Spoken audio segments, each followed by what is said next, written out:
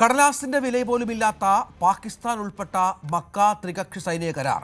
സൗദിയിലേക്ക് ഹൂത്തികൾ നടത്തിയ ആക്രമണത്തിൽ സൈനികർ ഉൾപ്പെടെ 11 പേർ കൊല്ലപ്പെട്ടിട്ടും മക്ക കരാറിലെ സഖ്യരാജ്യങ്ങളായ തുർക്കിയും പാകിസ്ഥാനും അറിഞ്ഞ മട്ട് കാണിച്ചില്ല.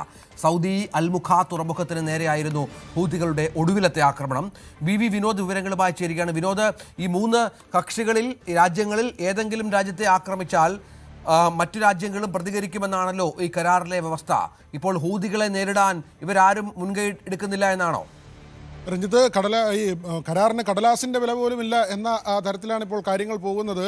കഴിഞ്ഞ 7-ാം തീയതിയാണ് ഈ കരാർ ഒപ്പിട്ടത്. മക്ക കരാർ എന്ന പേരിലാണ് ഈ 3 രാജ്യങ്ങൾ ചേർന്നുള്ള കരാർ ഒപ്പുവയ്ക്കുന്നത്. അതിന് ശേഷം 2 ദിവസം പിന്നിടുമ്പോൾ ഹൂത്തികളുടെ ആക്രമണം ഉണ്ടാകുന്നു. സൗദിയിലേക്ക് ഈ ആക്രമണം നടത്തുന്ന 11 പേർ കൊല്ലപ്പെടുകയാണ്. സൈനികർ ഉൾപ്പെടെ 11 പേർ കൊല്ലപ്പെട്ടു. ഇന്നലെയും മിനിഞ്ഞാന്നുമായാണ് ഈ ആക്രമണങ്ങൾ നടന്നത്.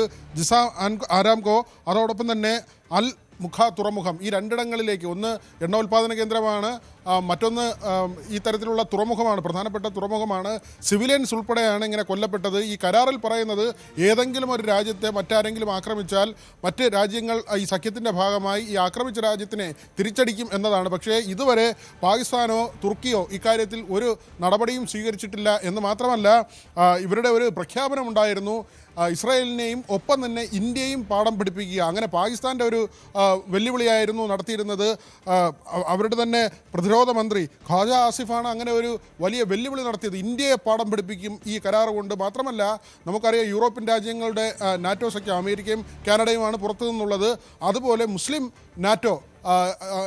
രാജ്യങ്ങളുടെ ഒരു സഖ്യം കൊണ്ടുവരിക, അങ്ങനെ മുസ്ലിം നാറ്റോ കൊണ്ടുവരിക എന്നൊരു ആശയവുമായി പാകിസ്ഥാൻ എല്ലാ രാജ്യങ്ങളും കയറിയിറങ്ങുകയാണ്. കഴിഞ്ഞ കുറേ നാളുകളായി മുസ്ലിം രാജ്യങ്ങളെ സമീപിക്കുകയാണ്. അതിൻ്റെ ഒരു തുടക്കം എന്നോണമാണ് ഈ ത്രിരാഷ്ട്ര കരാർ എന്ന ഒരു വലിയ പ്രഖ്യാപനം കൂടി പാകിസ്ഥാൻ നടത്തിയിരുന്നു. പക്ഷേ ഇപ്പോഴിതാ സൗദിയെ ആക്രമിക്കുമ്പോൾ, ഹൂതികൾ ആക്രമിക്കുമ്പോൾ ഒരു നടപടിയും എടുക്കാതെ ഇത് കണ്ട മട്ടില്ലാതെ ഈ 2 രാജ്യങ്ങളും മാറി നിൽക്കുന്നു എന്നതാണ് ഇപ്പോഴത്തെ കാഴ്ച. വിനോദ് വിവരങ്ങൾ പങ്കുവച്ചു.